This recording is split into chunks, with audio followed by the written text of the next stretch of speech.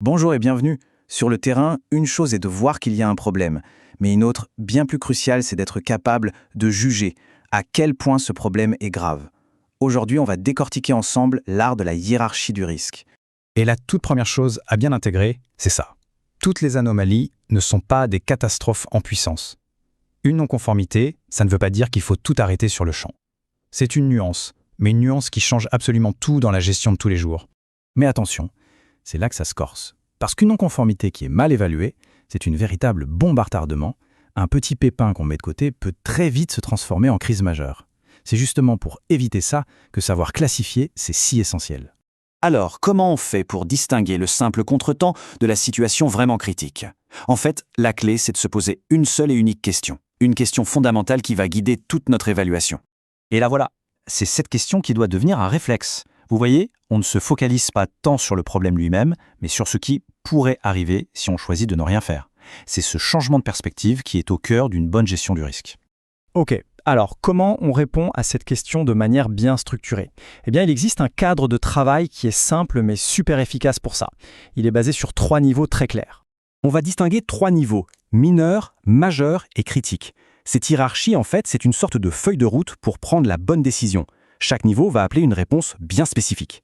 Allez, on commence par les cas les plus fréquents qu'on rencontre sur le terrain, la différence entre mineur et majeur. Franchement, savoir faire cette distinction, c'est déjà 90% du travail au quotidien. Une non-conformité mineure, c'est un problème qu'il faut traiter, bien sûr, on est d'accord, mais disons qu'il n'y a pas le feu au lac. On peut planifier la correction, l'intégrer tranquillement dans le calendrier de maintenance. Pas de panique. Par contre, avec une non-conformité majeure, on change complètement de registre. Là, le niveau d'urgence monte d'un cran. Ici, on touche soit à la fiabilité de l'équipement, soit à la conformité réglementaire. L'action, elle, doit être rapide. Et voilà la différence en un seul coup d'œil. Mineur, on planifie. Majeur, on agit vite. C'est vraiment ce réflexe mental que chaque opérateur, chaque technicien doit avoir. D'un côté, on a le temps, de l'autre, le temps presse. Et maintenant, on passe au niveau le plus élevé, le cas critique. C'est la situation qui demande le plus de sang-froid, le plus de rigueur. C'est la classification sur laquelle on n'a absolument pas le droit de se tromper. La définition est sans appel. Une non-conformité devient critique à partir du moment où elle touche à ce qu'on appelle une barrière de sécurité, c'est-à-dire l'un des garde-fous essentiels de tout le système. Et qu'est-ce que ça veut dire, au juste, une barrière de sécurité ? Eh bien, c'est le dernier rempart, c'est la protection ultime qui a été conçue pour empêcher un accident grave. Si cette barrière est compromise, il n'y a plus de filet de sécurité. Le danger est direct et il est immédiat. Alors face à ça, il n'y a aucune discussion possible. La réponse est immédiate et non négociable. On sécurise. Et oui, dans la très grande majorité des cas, ça signifie l'arrêt complet de l'équipement. La production attendra, la sécurité, elle, n'attend jamais. Bon, maintenant que les catégories sont claires, comment est-ce qu'on fait concrètement, sur le terrain, pour placer un problème dans la bonne case? Ce n'est pas une décision qu'on prend au hasard, ça suit une logique bien précise. En fait, la décision repose sur l'évaluation de 3 piliers. La gravité, si ça casse, à quel point c'est grave, la probabilité, quelles sont les chances réelles pour que ça arrive, et enfin, les conséquences, quel serait l'impact final sur les personnes, sur l'environnement, sur l'équipement. C'est ce trio qui va éclairer la décision.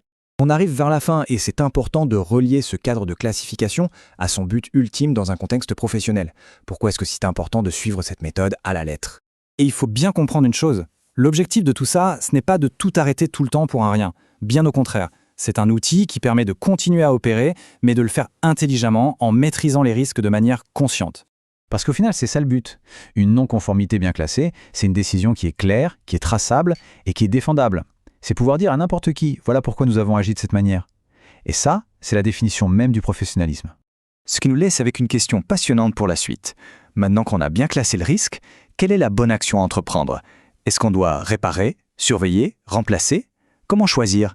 C'est la prochaine étape logique et on explorera tout ça dans notre prochaine analyse.